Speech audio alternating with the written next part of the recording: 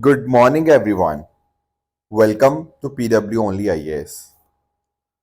दोस्तों, अगर आज के न्यूज़पेपर की बात करें तो आप यहाँ पर नोटिस कर पाओगे कि मिनिस्ट्री ऑफ एक्सटर्नल अफेयर्स के द्वारा यूएस के क्लेम को खारिज किया गया है। मैंने आप लोगों के साथ कल भी इनफैक्ट ये बात डिस्कस करी थी कि डोनाल्ड ट्रंप आखिर होते कौन हैं जो भारत के रिगार्डिंग इस तरह की बात करेंगे कि भारत और पाकिस्तान के बीच उन्होंने युद्ध रुकवा दिया। ये सारी जो बातें वो कह रहे थे, तो मिनिस्ट्री ऑफ एक्सटर्नल अफेयर ने यहाँ पे इनके रिगार्डिंग पूरी तरह से क्लैरिफिकेशन दे दिया है। फॉर एग्जाम्पल, डोनाल्ड ट्रंप का या उनके सेक्रेटरी ऑफ स्टेट का ये बोलना था कि यूएस ने इंडिया पाकिस्तान का सीज फायर कराया है, पर मिनिस्ट्री ऑफ एक्सटर्नल अफेयर्स ने ये बहुत ही कैटेगोरिकली बोल दिया कि नहीं, ऐसा कुछ नहीं है। जो पाकिस्तान के डीजीएमओ थे, उनका कॉल आया था, उन्होंने यहाँ पे बोला कि प्लीज हम इसको बंद कर देते हैं, तो हमने डीजीएमओ लेवल के बीच में बातचीत करी, उसके माध्यम से ये अग्रीमेंट हुआ है, ये जो सीज फायर हुआ है। प्लस डोनाल्ड ट्रंप का कहना था कि उन्होंने न्यूक्लियर कॉन्फ्लिक्ट रोक दिया, तो मिनिस्ट्री ऑफ एक्सटर्नल अफेयर ने इसको भी यहाँ पे खारिज किया। इसके साथ ही साथ डोनाल्ड ट्रंप ने कहना था कहा कि मैंने ट्रेड को रोकने की धमकी दी। तो यहाँ पर हमारी एक्सटर्नल अफेयर्स मिनिस्ट्री का ये कहना था कि ट्रेड के रिगार्डिंग यूएसए के साथ कोई भी बातचीत हमारी यहाँ पे नहीं हुई है। डोनाल्ड ट्रंप ने यह भी कहा कि हम कश्मीर के मुद्दे के ऊपर दोनों देशों के बीच में बातचीत करवाएंगे। हमारी मिक्स्ड एक्सटर्नल अफेयर मिनिस्ट्री ने बोला कि ऐसा कुछ भी नहीं है। जो भी बातचीत होगी वो इंडिया और पाकिस्तान के बीच में होगी, किसी थर्ड पार्टी की इंटरवेंशन हमें नहीं चाहिए। इसके अलावा डोनाल्ड ट्रंप ने यह भी बोला कि इंडिया और पाकिस्तान को इकट्ठा देखा उन्होंने, प्लस इंडिया और पाकिस्तान एक न्यूट्रल वेन्यू पर बातचीत करेंगे। हमने यहाँ पे इसको भी यहाँ पे डिनाई कर दिया कि ऐसी कोई डिस्कशन यहाँ पे प्लान नहीं है, और पूरी की पूरी दुनिया भारत के साथ खड़ी हुई है on the topic of terrorism. ये बात आप देख सकते हो। मैंने कल भी आपको ये चीज बताई थी कि it is very very important कि मिनिस्ट्री ऑफ एक्सटर्नल अफेयर सामने आए एंड इस चीज को अपने आप में क्लियर करवाए, क्योंकि ये इंडिया की फॉरेन पॉलिसी के ऊपर बहुत बड़े क्वेश्चन मार्क रेज करता है अगर कोई थर्ड पार्टी आके इस तरह से हमारे देश के रिगार्डिंग बोलती है। दोस्तों, डेट है आज की 14 मई 2025 एंड आप सभी का स्वागत है आज के प्रीलिम बूस्टर न्यूज डिस्कशन में। स्टार्ट करने से पहले मैं आपको बता दूं कि अगर आपको इस सेशन की पीडीएफ चाहिए तो आप मेरे Telegram channel Rishabh Sharma sir PW यहाँ पर जाकर इसकी पीडीएफ को डाउनलोड कर सकते हैं। चलिए स्टार्ट करते हैं। पहला जो टॉपिक हमें डिस्कस करना है वो आर्कटिक काउंसिल के रिगार्डिंग है। अब आर्कटिक काउंसिल क्या होती है उसको समझने से पहले मैं आपको थोड़ा सा आपको आर्कटिक ओशन के बारे में समझा देता हूँ। दोस्तों, यहाँ पर आप नोटिस कर पाओगे ये आपका नॉर्थ पोल रहा, राइट, एंड यहीं पर आपको आर्कटिक ओशन देखने को मिल जाता है। एंड आप सबको पता ही होगा कि दुनिया के सबसे छोटे ओशियंस की अगर हम बात करते हैं तो आपको आर्कटिक ओशन में से देखने को मिल जाएगा। अब आर्कटिक ओशन के अंदर ना कुछ बहुत इंपॉर्टेंट सीज हैं, जैसे फॉर एग्जांपल यहाँ पर आप नोटिस कर पाओगे बेरेंट सी के बारे में।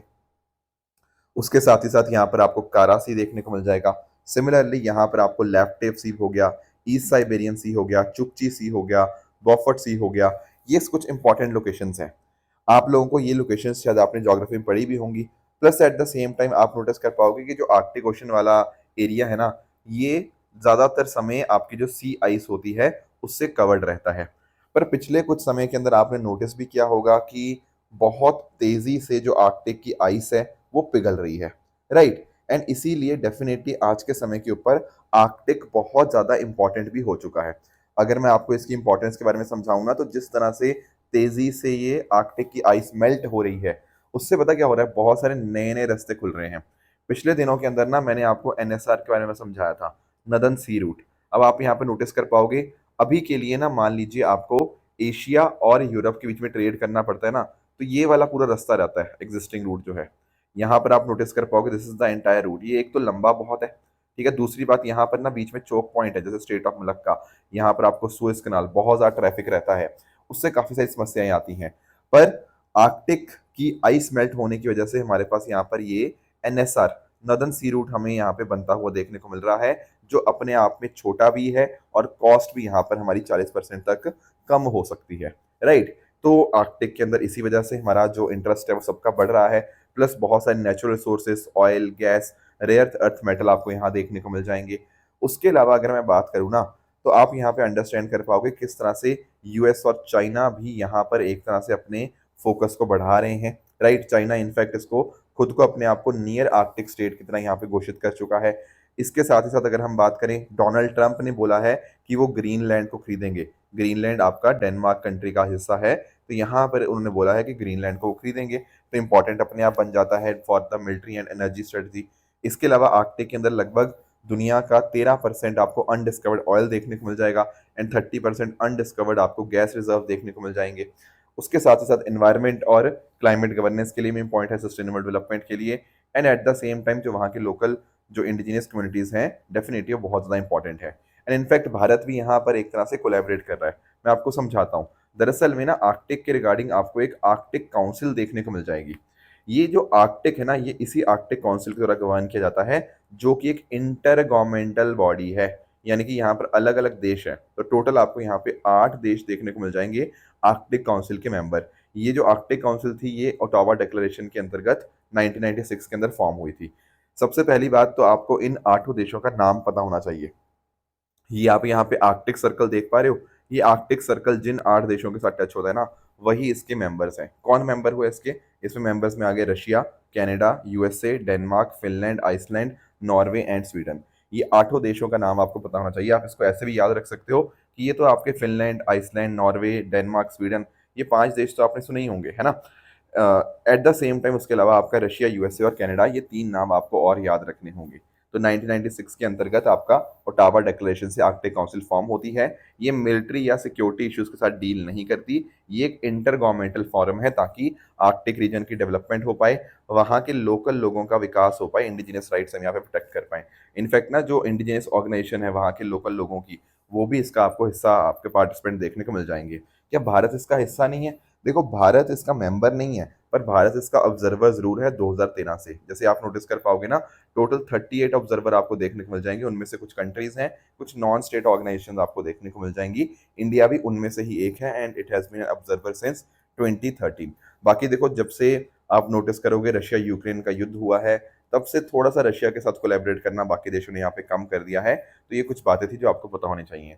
अब हम इसको डिस्कस क्यों कर रहे हैं? क्योंकि एक्चुअली में पता क्या होता है, जो आर्कटिक काउंसिल की चेयरमैनशिप है वो रोटेट होती रहती है, एक देश से दूसरे देश जाती रहती है। पहले ये नॉर्वे के पास थी, अब ये डेनमार्क के पास आ चुकी है। और ये अपने आप में इंपॉर्टेंट भी इसलिए बन जाता है क्योंकि डोनाल्ड ट्रंप ने तो बोला है क्या, कि वो ग्रीनलैंड को एनेक्स करेंगे, और ऐसे समय के अंदर आपकी जो चेयरमैनशिप है वो डेनमार्क के पास आ चुकी है। राइट, तो थोड़ा सा इसलिए न्यूज़ में था। बाकी मैंने दुनिया के लिए आपको आर्कटिक की इंपॉर्टेंस तो समझा दी, पर इंडिया के लिए भी डेफिनेटली ये बहुत ज़्यादा इंपॉर्टेंट बन जाता है। क्यों? क्योंकि देखो, इंडिया पहली बात तो ऑब्जर्वर रोल है ही आर्कटिक काउंसिल के अंदर। उसके अलावा शिपिंग एंड ट्रेड में भी हम यहाँ पे इंटरेस्टेड है, क्योंकि आप नोटिस कर पाओगे हमारा भी और बाकी चीज़ों के ऊपर, चोक पॉइंट्स के ऊपर डिपेंडेंस खत्म होगी। जैसे स्ट्रेट ऑफ हॉर्मुज के ऊपर भी बहुत डिपेंडेंस है। इसके साथ ही साथ अगर हम बात करें, हमारा एक रिसर्च स्टेशन है, हिमाद्री रिसर्च स्टेशन, जो कि स्वालबार्ड नॉर्वे के अंदर आपको देखने को मिल जाएगा। राइट, तो इंडिया भी चाहता है क्लाइमेट डिप्लोमेसी में बेहतर करना, ठीक है, रिसर्च के अंदर बेहतर करना। तो आर्कटिक अपने आप में पॉइंट बन जाता है। चाइना जब इतना ज़्यादा आर्कटिक के अंदर अपने आप को सॉलिडिफाई करने की कोशिश कर रहा है, तो इंडिया को भी डेफिनेटली चाहिए कि इंडिया भी आर्कटिक अफेयर्स में अपना यहाँ पर इंटरवेंशन करे।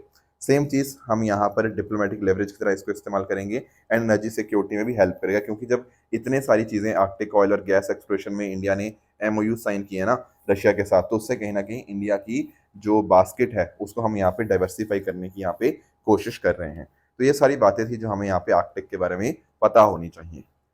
अगला दोस्तों हमारा जो टॉपिक है, that is Trump most favoured nation policy on drug pricing. Let us try and understand कि आखिर ये मुद्दा क्या है। दोस्तों, आप सबने ना WTO, वर्ल्ड ट्रेड ऑर्गेनाइजेशन के बारे में पढ़ा होगा, है ना? जब हम इकोनॉमी के अंदर भी या इंटरनेशनल ऑर्गेनाइजेशन के अंदर WTO पढ़ते हैं ना, तो हम इसके बारे में अंडरस्टैंड करते हैं। अब होता पता क्या है, अगर आप इस WTO के अलग अलग क्लॉजेस को पढ़ोगे तो आपको उसमें एक मिलेगा मोस्ट फेवर्ड नेशन, MFN की बात होती है। दरअसल में अगर मैं बात करूँ ना, general agreement on trade and tariff जो 1994 है, उसका आर्टिकल जो 1 कहता है वो यही कहता है कि हर मेंबर कंट्री WTO की जो होगी वो बाकी और देशों को MFN स्टेटस देगी। देखो, नाम से ऐसा लगता है मोस्ट फेवर्ड नेशन का मतलब हम डिस्क्रिमिनेशन की बात कर रहे हैं, पर नहीं। यहाँ पर बात किस चीज़ की होती है? यहाँ बात होती है नॉन डिस्क्रिमिनेशन की। यानी कि अगर आप एक किसी देश को बेनिफिट दे रहे हो ना, वो आपको बाकी और देशों को भी पास ऑन करने पड़ेंगे। अब आप पूछेंगे सर फिर FTA वगैरह कैसे होते हैं? FTA भाई एक्सेप्शन है MFN का, पर आपको ध्यान क्या रखना है, MFN is a principle of non-discrimination. The countries cannot discriminate among their trading partners. ये लाइन आपको MFN के रिगार्डिंग पता होनी चाहिए। दे कैन नॉट, ठीक है ना। इसके साथ ही साथ अगर मान लीजिए एक कंट्री ने किसी को स्पेशल बेनिफिट दिए हैं, वो बाकी और डब्ल्यूटीओ मेंबर्स को भी देने होंगे। अब जैसे इंडिया ने पाकिस्तान को दिया था इस तरह से 1996 से लेकर 2019 तक, पर पुलवामा अटैक के बाद हमने यहाँ पर एमएफएन का स्टेटस उनके ऊपर से हटा दिया। चलो ये बात तो समझ आई कि कैसे ये लगता है या कैसे हटाया जाता है, वो तो हम अंडरस्टैंड कर पाए।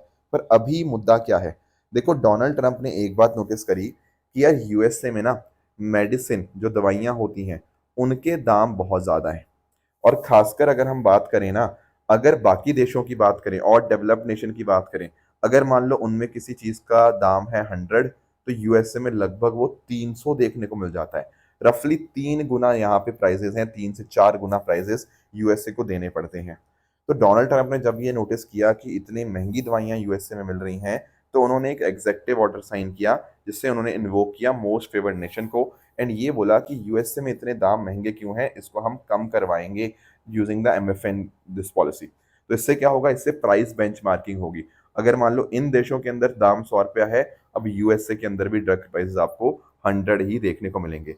इसके अलावा ये जो पॉलिसी है, ये कहीं ना कहीं जो बिचौलिए हैं, मिडल मैन है, या फार्मास्यूटिकल कंपनी जो बहुत ज़्यादा प्रॉफिट करती हैं, उसको एक तरह से रोकेगा। Plus at the same time यहाँ पर आप नोटिस कर पाओगे, कंपनीज को शुरुआत में तो यही बोला जाएगा कि आप अपने आप से इस प्राइसेस को कम करो। आगे जाके हो सकता है कुछ लीगल मैकेनिज्म भी हो सकते हैं, अभी इसके बारे में पूरी क्लैरिटी नहीं है। तो एक तरह से आप कह सकते हो कि अमेरिकन कंज्यूमर्स के लिए ये बहुत अच्छा कदम होगा उनके हेल्थ केयर के रिगार्डिंग। तो सर हम इंडिया में इसको डिस्कस क्यों कर रहे हैं? क्योंकि यार इसका जो इम्पैक्ट है ना, ये जो डोनाल्ड ट्रंप के फैसले का इम्पैक्ट है, ये इंडिया के ऊपर बहुत ज़्यादा होने वाला है। सर ऐसा क्यों इंडिया के ऊपर क्यों होने वाला है? क्योंकि आप नोटिस करोगे कि इंडिया लगभग $9 बिलियन की जेनरिक ड्रग्स जो है वो यूएसए को हर साल एक्सपोर्ट करता है। अगर मान लीजिए इन पर्टिकुलर मेडिसिन का एक तरह से प्राइस कम हो गया ना, तो भारत के ऊपर बहुत बड़ा झटका लग सकता है। क्योंकि इससे क्या होगा, हमारी जो फार्मास्यूटिकल कंपनीज हैं उनके जो प्रॉफिट्स हैं वो कम होंगे। अगर वो प्रॉफिट उनके कम होंगे तो कहीं ना कहीं वो पैसा रिसर्च, इनोवेशन, डेवलपमेंट उनके अंदर यहाँ पे नहीं लगा पाएंगे। और अगर मान लीजिए उनको यही तो लग रहा है कि यार एक जगह के ऊपर प्राइस 100 रुपया है, यूएस में प्राइस ये 300 क्यों है, तो कंपनीज हो सकता है कि इंडिया के अंदर और बाकी देशों के अंदर प्राइस बढ़ा दें। वो कहें कि नहीं, हम यहाँ भी 100 की जगह प्राइस कर रहे हैं 200 रुपये या 300 रुपये कर रहे हैं। तो इंडियन कंज्यूमर को भी एक तरह से हो सकता है इंडियन कंज्यूमर के लिए दवाइयाँ महंगी हो जाए, कुछ और देशों के अंदर भी दवाइयाँ यहाँ पे महंगी हो सकती हैं। इस एट द सेम टाइम अगर हम बात करें, तो या तो इंटरनेशनल प्राइस कम कर दो या फिर कहीं ना कहीं यूएसए प्रोक्योरमेंट से बाहर हो जाओ। तो इंडिया के ऊपर इसके बहुत बड़े इंप्लीकेशन पड़ेंगे हमारे फार्मा सेक्टर के रिगार्डिंग। तो ये ट्रंप का जो मोस्ट फेवर्ड नेशन पॉलिसी आई है ड्रग प्राइसिंग के बारे में, आई होप ये आपको समझ आ गई होगी। अगला दोस्तों हमें जो टॉपिक डिस्कस करना है वो है रिगार्डिंग जर्मेनियम। थोड़ा सा मैं आपको जर्मेनियम के बारे में अंडरस्टैंड करवाऊं, पर उससे पहले मैं चाहता हूं मैं थोड़ा सा आपको रेयर अर्थ मेटल्स के बारे में एक्सप्लेन कर दूं। अब आप सोचेंगे ये क्या है सर, रेयर अर्थ मेटल्स? देखो ना, काफी सारे बच्चों को पहली बात तो कंफ्यूजन होती है कि सर रेयर अर्थ मेटल का वर्ड है रेयर, तो शायद ये रेयर होंगे। But no, this is a very wrong misconception, मतलब रॉन्ग कंसेप्शन, मतलब मिसकंसेप्शन है लोगों के अंदर। समझना इस बात को। रेयर अर्थ मेटल का मतलब ये नहीं है कि ये लोग रेयर होते हैं, नहीं। होता पता क्या है, इनको एक्सट्रैक्ट करना बहुत मुश्किल होता है। इनकी एक्सट्रैक्शन बड़ी मुश्किल होती है। क्यों? क्योंकि ये ओर्स में पाए जाते हैं, अक्सर मिक्स्ड फॉर्म के अंदर होते ही अच्छी खासी मात्रा में हैं। स्कार्सिटी नहीं होती अर्थ क्रस्ट के अंदर, अच्छी खासी मात्रा में होते हैं। पर ये होता क्या है, ये कंसंट्रेटेड फॉर्म में होते हैं। तो इनको एक्सट्रैक्ट करना बहुत ही मुश्किल, बहुत ही एक्सपेंसिव होता है, इसीलिए इनको रेयर अर्थ मेटल बोलते हैं। तो कल को एग्जाम में आए, rare earth metal are less in quantity, are scarce in quantity, the answer will be no. Abundant है, बहुत अच्छी खासी मात्रा में है, पर कहीं ना कहीं इनको माइन करना, इनको बाहर निकालना, इनको एक्सट्रैक्ट करना दिक्कत होता है। जैसे ना आप लोगों ने लेंथेनाइट्स के बारे में सुना होगा, तो लेंथेनाइट्स के अंतर्गत आपके 15 आपके एलिमेंट्स हैं वो रेयर अर्थ मेटल्स के अंदर आते हैं। उसके अलावा आपका स्कैंडियम हो गया या ट्रिम हो गया, ये सब आपके 17 आपको रेयर अर्थ मेटल में देखने को मिल जाएंगे। अब आपके दिमाग में सवाल आएगा, सर हम जर्मेनियम की बात कर रहे हैं, क्या जर्मेनियम भी रेयर अर्थ मेटल है? The answer is again no, rare earth metal germanium नहीं है। ये बात आप ध्यान में रखेंगे। चलो ठीक है, हमें ये बात समझ आ गई रेयर अर्थ मेटल क्या है, और हमने ये भी समझ लिया जर्मेनियम रेयर अर्थ मेटल नहीं है। अब हम इसको डिस्कस क्यों कर रहे हैं? क्योंकि एक्चुअली इंडिया पता क्या क्या कर रहा है, इंडिया कोशिश कर रहा है चाइनीज गवर्नमेंट के साथ बात करने की कि rare earth, sorry not rare earth, वो जर्मेनियम जो है वो भारत में इंपोर्ट करने के लिए, मतलब we are trying to import germanium from China. अभी पता क्या होता है, भारत कोई भी डोमेस्टिक प्रोडक्शन नहीं करता जर्मेनियम की, हम पूरी तरह से निर्भर हैं इंपोर्ट के ऊपर। तो हम यूएई से जर्मेनियम मंगाते हैं, उससे कहीं ना कहीं हमारा खर्चा बहुत ज़्यादा बढ़ जाता है। तो हम कोशिश ये कर रहे हैं कि चाइना से बातचीत करें, चाइना को बोलें कि यार आप ही हमें जर्मेनियम दे दो, यूएई वाले बहुत ही महंगा हमें जर्मेनियम दे रहे हैं, आप दे दोगे तो हमें सस्ते में मिल जाएगा। तो we are trying to talk with China regarding the germanium. ठीक है। अगर चाइना की बात करें, चाइना देखो दुनिया का 50% से भी ज्यादा जर्मेनियम प्रोड्यूस करता है। पहले पता क्या था, बाकी कंट्रीज के ऊपर पूरी तरह से इन्होंने एक्सपोर्ट लाइसेंसिंग लगा रखी है, राइट। पर यूएसए को तो ना इन्होंने रिस्ट्रिक्शंस लगा रखी हैं बहुत तगड़ी वाली। एक्चुअली पता क्या है, जर्मेनियम बहुत बहुत ज्यादा इंपॉर्टेंट है, वेरी वेरी इंपॉर्टेंट जर्मेनियम। मैं अभी बताता हूँ क्यों है इंपॉर्टेंट। और इन्हों चाइना नहीं चाहता कि जर्मेनियम यूएसए तक पहुंचे, तो इसीलिए उसने बहुत बड़ी रिस्ट्रिक्शंस लगा रखी हैं। अब जैसे मैंने आपको बताया, जर्मेनियम रेयर अर्थ एलिमेंट तो नहीं है, ठीक है, बट एक्चुअली चाइना का इंपॉर्टेंट रोल है जर्मेनियम के अंदर। और आप नोटिस भी कर पाओगे जर्मेनियम में आपको एक शाइनी, ड्यूरेबल, जो लंबे समय तक चले, सिल्वर वाइट आपको मेटलॉइड देखने को मिल जाएगा, जिसका डायमंड लाइक आपको क्रिस्टलाइन स्ट्रक्चर देखने को मिलता है। इलेक्ट्रॉनिक्स के अंदर, ऑप्टिक्स के इंडस्ट्री के अंदर डेफिनेटली ये बहुत बहुत ज़्यादा इंपॉर्टेंट आपको देखने को मिल जाएगा। एक्चुअली इसकी आप एप्लीकेशंस को अंडरस्टैंड करना, उससे आपको और क्लैरिटी मिलेगी कि आखिर जर्मेनियम के पीछे पूरी दुनिया इस तरह से पागल क्यों है। देखो, अंडरस्टैंड करना, जर्मेनियम को इलेक्ट्रॉनिक्स के अंदर इस्तेमाल किया जाता है, आपके ट्रांजिस्टर, आपके सेमीकंडक्टर। और आप लोग जानते होंगे सेमीकंडक्टर कितना ज़्यादा इंपॉर्टेंट है आज के समय के ऊपर। आपकी कोई भी डिवाइसेस हो ना, उसमें आपका सेमीकंडक्टर होता है, तो जर्मेनियम हमें सेमीकंडक्टर में हेल्प होती है। और ये सेमीकंडक्टर ही है जो दरअसल में आपके इलेक्ट्रॉनिक डिवाइसेस में जो फ्लो ऑफ करंट है उसको रेगुलेट करता है। तो कोई भी डिवाइसेस, जैसे मैं अभी ये जो आपका लेक्चर है ये आईपैड पे रिकॉर्ड कर रहा हूँ, मेरे सामने लैपटॉप पड़ा हुआ है, मेरे हाथ में फोन है, ये सारी चीजों में ही आपका जर्मेनियम इस्तेमाल हुआ है। सिमिलरली अगर मैं बात करूं फाइबर ऑप्टिक केबल्स की, तो दरअसल में ना एक्चुअली पता क्या होता है, जो जर्मेनियम ऑक्साइड होता है वो दरअसल में पार्ट होता है, ये जो कोर प्रीफॉर्म होता है of the optic cables. Basically जो प्रीफॉर्म्स होते हैं ना, वो सॉलिड सिलेंडर्स होते हैं आपके गिलास के, जिनको कहीं ना कहीं हम इस्तेमाल करते हैं ऑप्टिक फाइबर्स के अंदर। तो उसमें जर्मेनियम ऑक्साइड का इस्तेमाल होता है, तो फाइबर ऑप्टिक केबल्स में मदद होगी। उसके अलावा अगर हम बात करें night vision technology, thermal imaging हो गया, तो इस तरह के इंफ्रारेड इमेजिंग डिवाइसेस के अंदर इस्तेमाल होता है। डिफेंस के अंदर भी आपके जो वेपन सिस्टम्स हैं उनकी परफॉर्मेंस को बढ़ाता है आपका जर्मेनियम। सिमिलरली सोलर सेल्स हो गया, इसके अंतर्गत इनका इस्तेमाल किया जाता है। एंड साथ ही साथ आपके बहुत सारे कुछ स्पेशल अलॉयज और आपके पॉलीमराइजेशन कैटलिस्ट बनाने के अंदर भी इसका, जर्मेनियम का बहुत बड़ा इंपॉर्टेंट रोल बन जाता है। तो ये कुछ बातें थी जर्मेनियम के रिगार्डिंग जो हमें यहाँ पे पता होनी चाहिए। अगला जो टॉपिक हमें डिस्कस करना है वो डोंगरिया कॉन्ट कम्युनिटी के बारे में डिस्कस करना है। दोस्तों, कई बार मैंने आप लोगों के साथ ना पीवीटीजीज के बारे में चर्चा करी है। क्या होती हैं PVTGs? PVTGs are nothing but particularly vulnerable tribal groups. दरअसल में 1973 के अंदर दीवार कमीशन बना, उसने यहाँ पर पीटीजीज, प्रिमिटिव ट्राइबल ग्रुप, उस समय नाम था पीटीजीज, उन्होंने एक ऐसी कैटेगरी देखी ट्राइबल ट्राइबल ग्रुप्स के अंदर जो बहुत ही ज्यादा पिछड़े हुए हैं। बाद में 2006 के अंदर हमने इसका नाम चेंज करके पर्टिकुलरली वल्नरेबल ट्राइबल ग्रुप रख दिया। अब इनके चार करेक्टरिस्टिक्स हैं, आई एम श्योर आप लोगों को पता होगा। एक तो है कि इनका जो pre agriculture level of technology होता है, low level of literacy, economically बहुत ही बैकवर्ड होते हैं, और इनकी जो पॉपुलेशन है, जो जनसंख्या है, वो कम हो रही है या फिर वो स्टैग्नेंट है। अगर हम बात करें ना, तो इंडिया में टोटल आपको 75 पीवीटीजी ग्रुप्स आपको देखने को मिल जाएंगे, और सबसे ज्यादा पॉपुलेशन आपको उड़ीसा में देखने को मिलती है। इनफैक्ट ना टोटल 75 में से 13 ट्राइब्स ऐसी हैं जो आपको उड़ीसा में देखने को मिल जाएंगी। इसके बाद आपके और स्टेट्स आ जाते हैं, तो इस तरह से आप देख पाओगे 18 स्टेट्स और एक यूटी है जहां पर आपको पीवीटीजीज देखने को मिल जाएंगी। लार्जेस्ट पीवीटीजी कौन सी है आपकी? उड़ीसा की सौरा कम्युनिटी। ये कुछ बातें हमें पता है पीवीटीजीज के बारे में, हमने पहले भी पढ़ रखा है। अभी इन्हीं पीवीटीजीज में से एक डोंगरिया कॉन्ट कम्युनिटी है। ये कम्युनिटी है आपकी जो कि इंडिजिनियस ट्राइब है नियमगरी हिल्स ऑफ उड़ीसा में जो रहती है, तो उड़ीसा की ही आपको एक और पीवीटीजी ग्रुप आपको देखने को मिल जाएगा। अब यहाँ पे पता क्या हुआ है, नेशनल ह्यूमन राइट कमीशन ने उड़ीसा के चीफ सेक्रेटरी को बोला है कि आप डोंगरिया कॉन्ट कम्युनिटी के रिगार्डिंग उनकी क्या कंडीशन है, बेसिक फैसिलिटीज हैं या नहीं, उसके रिगार्डिंग आप रिपोर्ट दीजिए। दरअसल में ना अभी हमारे सामने ऐसा पता लगा है कि डोंगरिया कॉन्ट कम्युनिटी के पास बिल्कुल भी बेसिक फैसिलिटीज भी नहीं उन तक पहुंच पाई हैं। तो that is a very concerning thing, इसीलिए ये मुद्दा न्यूज में आया है। तो जैसा मैंने आपको बताया, ये पीवीटी जी के तरह इसको क्लासिफाई किया गया है। ये नियम राजा को वर्शिप करते हैं, ऐसा मानते हैं कि ऐसे भगवान जो उन्हीं हिल्स में रहते हैं, नियमगिरी हिल्स, ठीक है ना, वहीं से नाम आया नियम राजा, उनको यहाँ पे ये वर्शिप करते हैं। कोई लैंग्वेज ये बोलते हैं जो कि आपकी एक द्रविडियन लैंग्वेज है। साथ ही साथ इनकी जो कल्चर नॉलेज है उसको सॉन्ग्स, स्टोरीज, डांस के माध्यम से इनको प्रिजर्व करते हैं और आगे जनरेशन टू जनरेशन आपके ऑरली पास ऑन करते हैं। यहाँ पर प्रैक्टिस होता है पोडू कल्टीवेशन, जो कि एक फॉर्म का शिफ्टिंग एग्रीकल्चर है, या जिसको आप झुम कल्टीवेशन या स्लैश एंड बर्न एग्रीकल्चर के नाम से भी आप जानते हैं। अगले टॉपिक पे आते हैं दोस्तों, एक डिजीज के बारे में हमें थोड़ा डिस्कस करना है जिसका नाम है लफोरा डिजीज। ठीक है, बहुत ही यूनिक सा नाम है। एक्चुअली जो नाम है ना लफोरा डिजीज, ये आया है जिस पर्सन ने इसको डिस्कवर किया था। दरअसल में एक स्पेनिश न्यूरोलॉजिस्ट थे, गोंजालो रॉड्रिग्स लफोरा।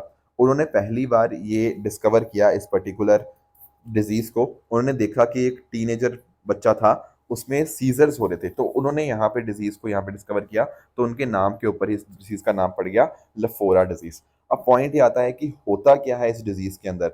देखो यहाँ पर ना ये जो पर्टिकुलर डिजीज है, ये जीन म्यूटेशन के साथ है। आपके जो जीन्स होते हैं ना, उनमें कुछ चेंजेस आ जाते हैं। जैसे फॉर एग्जांपल अगर मान लीजिए EPM2A या फिर EPM2B, या जिसको NHLR-C1, इन जीन्स के अंदर अगर कुछ बदलाव आता है, उससे दिक्कत आती है। होता पता क्या है, जो जीन्स हैं इनका इस्तेमाल होता है ग्लाइकोजन को मैनेज करने के लिए। ग्लाइकोजन क्या है, एक तरह का जो शुगर है जिससे एनर्जी का इस्तेमाल होता है, राइट, जिसको एनर्जी के लिए यूज किया जाता है।